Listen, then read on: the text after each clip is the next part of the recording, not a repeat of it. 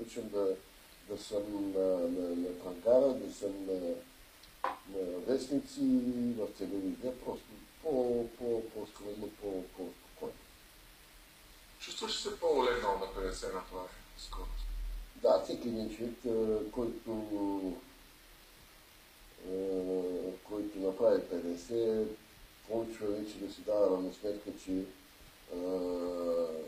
това, което е направил, го е направил до сега. От сега нататък по друг начин, малко по-спокойно, малко по-равносметно, малко забавено всичко трябва да става, защото така или иначе влизаме в такава възраст, която е много рискова за всяко едно дете. Него го познаваме като един от най-големите шериджии в четвъртите света. Кои са попадали по стебелите най-често? И всички. Няма човек, който да не е попадал. В националния отбор. Мога да кажа това, че аз бях един буфер между, колкото да се говори, че нямаше лагер или нямаше такова, значи имаше си едно лоби на Стоичков, и другото лоби беше на Боби и на Наско.